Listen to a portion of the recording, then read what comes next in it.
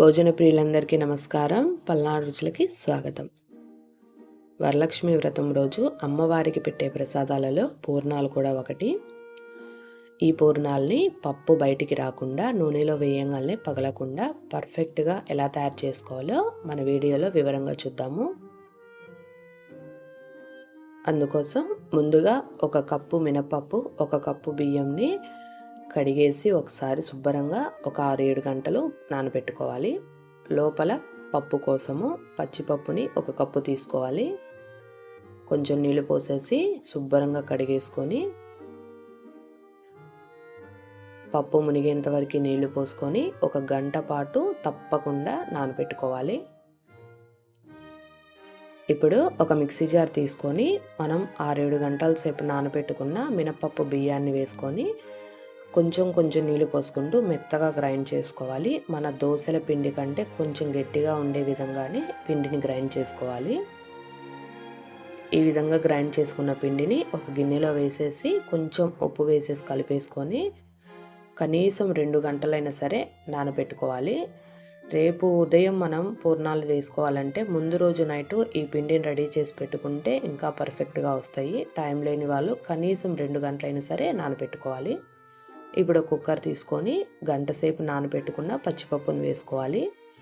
అందులోకి 2 కప్పులు నీళ్లు పోసుకొని కుక్కర్ మూత పెట్టేసి కనీసం 4-5 విజిల్స్ మీడియం ఫ్లేమ్ లేదా వచ్చే విధంగా ఉడికించుకోవాలి.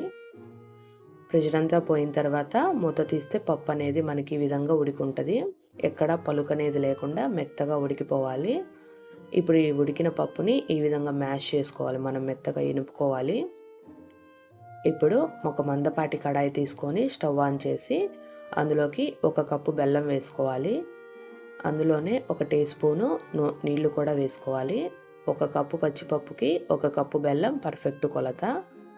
ఈ బెల్లం అనేది పూర్తిగా కరిగి ఈ విధంగా పొంగొచ్చిన తర్వాత మనం ఎనిపి పక్కన పెట్టుకున్న పచ్చిపప్పు మిశ్రమాన్ని వేసి కలుపుకుంటూ తక్కువ మంట మీద పెట్టుకొని ఉడికించుకోవాలి. మనం కలపడం ఎప్పుడైతే ఆపేస్తామో పప్పు అనేది అడుగు పట్టేస్తుంది. పప్పు అనేది మనకి ఒక 5 నిమిషాలకి ఈ విధంగా దగ్గర పడతా ఉంటుంది. ఇప్పుడు ఇందులోకి కొంచెం యాలకుల పొడి కూడా వేసేసుకొని కలిపేసుకుందాము. పప్పు అనేది మనకి ప్యాన్ నుంచి సపరేట్ అవుతూ ఉంటే మనకి పర్ఫెక్ట్గా ఉడికినట్టు. ఇప్పుడు ఇందులోకి 1 టేబుల్ స్పూన్ నెయ్యి కూడా వేసుకొని కలిపేసుకుందాము. సుమారు 15 నిమిషాలకి మనకి పప్పు అనేది ఈ విధంగా ప్యాన్ నుంచి సపరేట్ అవుతూ ఉంటుంది. ఇప్పుడు స్టవ్ ఆఫ్ చేసేసుకొని వీడియోలో చూపిస్తున్న విధంగా పప్పుని ప్యాన్ మొత్తము స్ప్రెడ్ చేసుకొని పూర్తిగా గాలికి ఆరనివ్వాలి ఒక 15 నిమిషాలు. 15 నిమిషాల తర్వాత చూస్తే పప్పు ఈ విధంగా గట్టిపడిపోయి ఉంటుంది. మనకి ఉండలు చేస్తే చేతికి ఏమీ అంటుకోకుండా ఉండాలి. అప్పుడు మనకి పప్పు అనేది పర్ఫెక్ట్గా ఉన్నట్టు. ఇలానే అన్ని ఉండలు చేసేసుకొని పక్కన పెట్టేసుకుందాము. ఇప్పుడు డీప్ ఫ్రైకి సరిపడా ఆయిల్ పెట్టుకొని మనం ఇంతాక గ్రైండ్ చేసి పెట్టుకున్న మినపప్పు మిశ్రమంలో ఒక్కొక్కటిగా ఈ ఉండలు వేసుకొని చిన్నగా పూర్ణాలు వేసుకోవాలి. మంటని మీడియం ఫ్లేమ్ మీద పెట్టుకొని మాత్రమే పూర్ణాలు వేసుకోవాలి. 2 వైపులా గోల్డెన్ బ్రౌన్ కలర్ వచ్చిన తర్వాత బయటికి తీసేస్తే పైన క్రిస్పీగా లోపల సాఫ్ట్గా ఉండే పూర్ణాలు రెడీ అయిపోతాయి.